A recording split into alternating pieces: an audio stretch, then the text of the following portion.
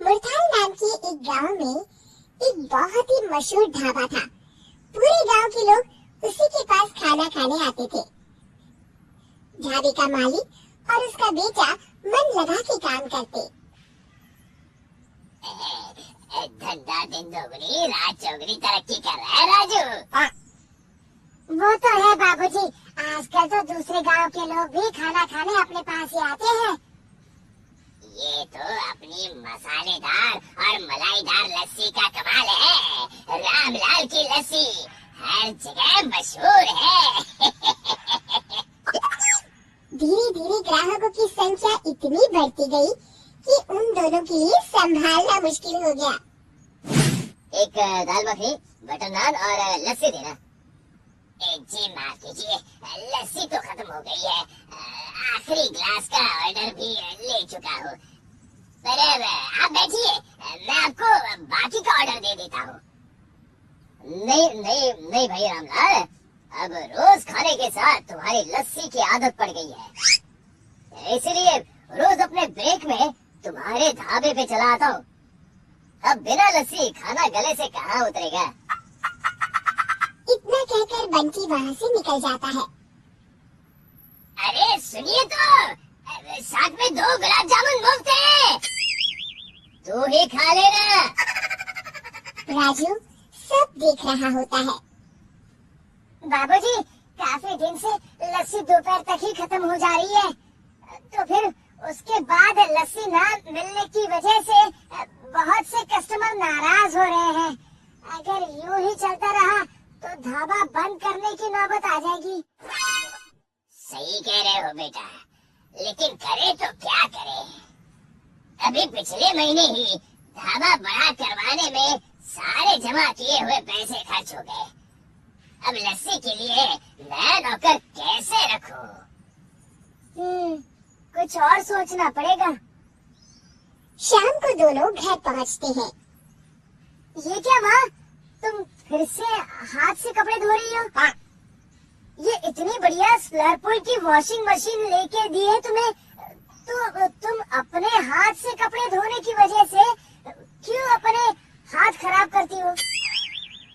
तुझे तो पता है ना राजू, मुझे कहाँ आती है ये मशीन चलानी।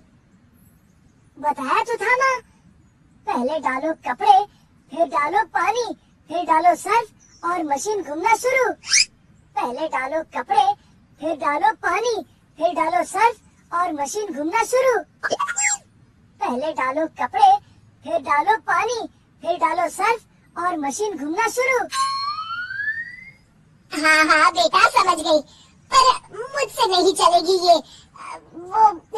वो ना, मुझे इस मशीन की धुलाई पसंद नहीं है। हाँ ठीक है माँ, अब तुम्हें मशीन नहीं चाहिए तो मैं मान लेता हूँ। अगले दिन राजू दुकान में घर से वॉशिंग मशीन मंगवाता है। हाँ भैया, यही रख दो। राजू, ये क्यों मंगाया हो? अब माना कि धंधा थोड़ा मंदा है, मगर इतना भी नहीं कि ढाबा बंद करके अब धोबी घाट खोलना पड़े। ऐसा नहीं है बाबूजी, आप बस देखते जाओ। पहले डालो दही, फिर डालो गुलाब जल, फिर डालो हमारे स्पेशल मसाले और मशीन घूमना शुरू। ये लीजिए, 5 मिनट में मशीन भर की लस्सी तैयार। रामलाल लस्सी को चखता है। वारे वाह, हैरानी है, उम्दा, बिल्कुल वैसा ही स्वाद। बड़ा समझदार है तू, मेरा राजकुमार। जिससे पता था तेरे माँ के हाथ से कपड़े धोने की आदत हमारे बिजनेस के काम भी आएगी। राजू और रामलाल अपने ग्राहकों को लस्सी परोसने लगते हैं।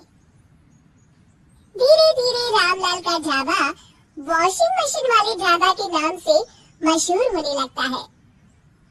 राजू बेटा, अब मुरथाल से आने जाने वाला हर कोई तुम्हारी हाईटेक वॉशिंग मशीन वाली लस्सी के लिए ढाबे पे जरूर आता है। क्या कमाल किया है तुमने।